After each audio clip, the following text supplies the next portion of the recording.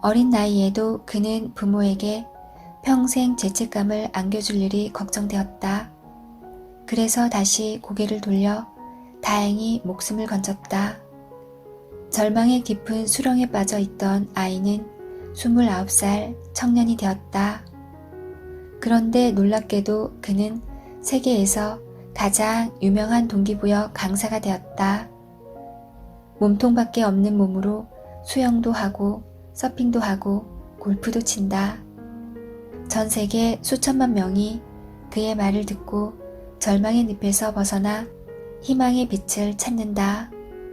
그는 주식과 부동산 투자 전문가이기도 하다. 한국에도 소개된 오스트레일리아의 닉 부이치치의 이야기다. 정말 경이롭지 않은가? 사람들은 그가 태어났을 때 생존 자체가 불가능한 장애아라는 낙인을 찍었다. 정상적인 인생을 살리라곤 상상조차 못했다. 잘해야 많은 사람의 도움으로 겨우 목숨이나 부지할 거라고 일축했다.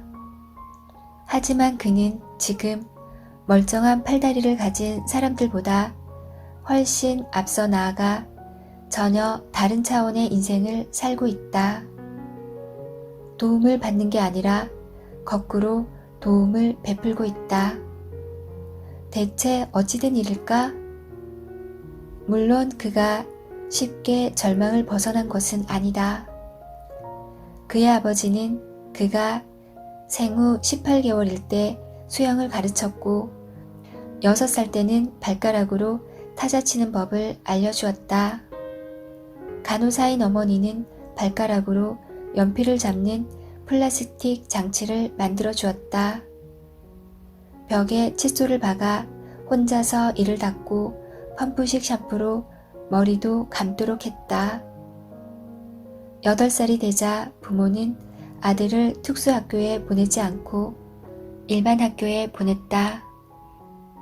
하지만 학교 측에서 요구한 조건이 있었다. 모든 것을 닉 스스로 해결해야 한다는 것이었다. 그래서 부모는 그를 전동 휠체어에 태워 스스로 움직이는 법을 터득하도록 했다. 책상 위에 올라앉아 발가락 2개로 글씨 쓰는 법, 화장실에 가는 법도 가르쳐 주었다. 그 모든 것이 실현이었다. 어느 날 그는 학교에서 심한 놀림을 받고 돌아와 벽에 걸린 큰 거울을 바라보고 생각했다. 그래, 난 정말 팔다리가 없어. 하지만 맑은 눈을 갖고 있어. 그러고 보니 그동안 자신이 못 가진 것만 바라보고 살아왔다는 생각이 들었다. 가진 것만 바라보니 기분이 좋아졌다. 그때부터 그는 오로지 자신이 가진 것만 바라보며 살기로 했다. 그리고 할 수 없는 것 대신 할 수 있는 것만 바라보기로 했다. 문득 이런 질문도 떠올랐다. 나는 왜 이런 모습으로 태어났을까? 모든 사람은 지구에 태어날 때 각자 고유의 모습으로 태어난다. 정말 그가 그런 모습으로 태어난 이유는 무엇일까? 상식적으로 보면 그가 팔다리 없는 몸으로 태어나야 할 이유는 없었다. 그의 부모는 그런 아기가 태어날 줄은 꿈에도 몰랐다. 양가 어느 쪽에도 그런 장애인이 없었기 때문이다. 더구나 엄마는 간호사였다. 임신 기간에도 혹시나 하며 온 힘을 쏟았다. 의사들도 장애를 의심할 만한 아무런 의학적 이유가 없었다고 했다. 그는 자신이 그런 모습으로 태어난 데는 분명 특별한 목적이 있을 거라는 생각이 들었다. 가만히 생각해 보니 자신은 불가능의 상징이었다. 글씨는 어떻게 써요? 밥은 어떻게 먹죠? 이는 어떻게 닦아요? 넘어지면 혼자서 일어날 수 있나요? 사람들이 그를 볼 때마다 묻는 말들이었다. 답은 바로 그것이었다. 그가 그런 몸으로 태어난 것은 사람들에게 희망과 용기를 주라는 신의 선물이었다. 그는 강연할 때마다 이렇게 말한다. 팔다리가 없는 제가 넘어지면 어떻게 될까요? 팔다리가 없으니 발버둥치기만 하고 혼자서는 도저히 일어서지 못할 거라고 생각하시죠? 아무 희망도 없다고 생각하시죠? 제가 벌떡 일어서는 건 정말 불가능할까요? 그는 갑자기 앞으로 고꾸라진다. 청중들은 숨을 죽인다. 그는 이마를 바닥에 대고 목과 허리의 반동을 이용해 일어서려고 한다. 하지만 실패다.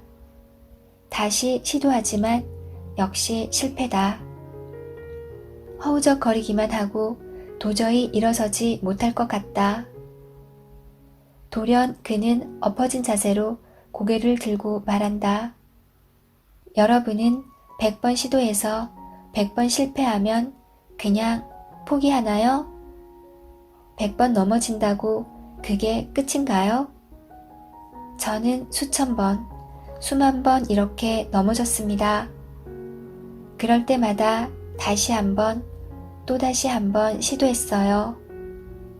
그러다 마침내 벌떡 일어서는 방법을 깨우쳤답니다.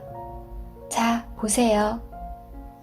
그는 책과 전화기에 이마를 대고 아까처럼 목과 허리를 고추 세우더니 벌떡 일어섰다. 온 세상 사람들이 팔다리 없이는 살 수 없어 라고 외치더라도 그 말을 고스란히 받아들일 필요는 없습니다. 그건 그들의 의견입니다. 남들의 시각대로 살지 말고 자신의 시각대로 살아가십시오. 신체 장애보다 큰 장애는 정신적 장애다. 손발로 할 수 없는 것보다 막힌 마음이 할 수 없는 게 훨씬 더 많다.